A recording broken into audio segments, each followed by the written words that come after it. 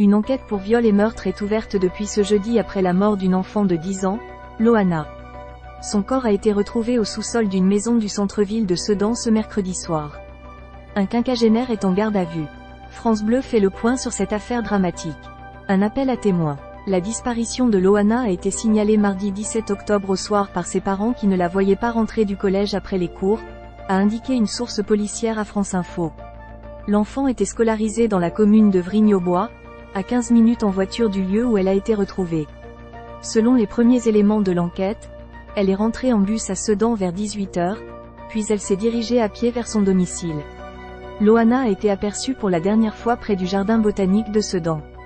Des recherches, avec une équipe cynophile, ont été lancées sur la commune et notamment sur les berges près de l'arrêt de bus, selon une source proche du dossier. Sans succès, tout comme l'exploitation des caméras de vidéoprotection. Mercredi, la police a lancé un appel à témoins avec sa photo et son signalement. Loana mesurait 1,20 m, vêtue d'un pantalon gris, d'une veste rose, d'un manteau noir et de baskets blanches. Découverte dans une cave du centre-ville. Mercredi, la police a reçu un signalement. Un témoin a indiqué avoir vu Loana entrer dans une maison de la rue Saint-Michel, dans le centre historique de Sedan.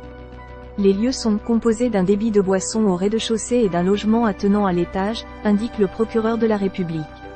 Le café du rez-de-chaussée, le bar sedanais, n'est plus en activité. Le corps de Loana a été retrouvé dans la cave d'habitation de ce petit immeuble. L'enfant était enveloppé dans un drap. Elle était nue et présentait des traces de violence, selon une source proche du dossier. Une voiture de police devant la maison de Sedan où une enfant de 10 ans a été retrouvée morte. Copyright Radio France. Philippe Père.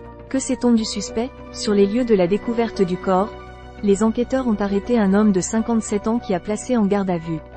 Celle-ci a été prolongée ce jeudi soir, indique le parquet de Charleville-Mézières. On sait peu de choses sur cet homme, sinon qu'il s'agit du locataire des lieux, selon le parquet, et qu'il a livré des déclarations contradictoires et fantaisistes, d'après une source proche du dossier à France Info. Il a été condamné en 2017 à la peine d'1 mois d'emprisonnement avec sursis pour un fait de vol en réunion, ajoute le parquet. Une enquête a été ouverte pour meurtre d'une mineure de moins de 15 ans, et viol d'une mineure de moins de 15 ans. Le parquet de Charleville-Mézières s'est dessaisi au profit du parquet de Reims, où le procureur de la République donnera une conférence de presse vendredi après-midi. Emotion et colère à Sedan. Dès l'annonce de la découverte du corps, une aide et un soutien psychologique ont été activés pour la famille de Loana. Des Sedanais sont venus déposer des fleurs au pied de l'immeuble où l'enfant a été retrouvé. Un appel à une marche de soutien a été lancé sur les réseaux sociaux et un cortège s'est formé en début d'après-midi au départ du centre social Le Lac, en direction de la rue Saint-Michel, où le corps a été retrouvé. Sur place, 150 à 200 personnes se sont rassemblées.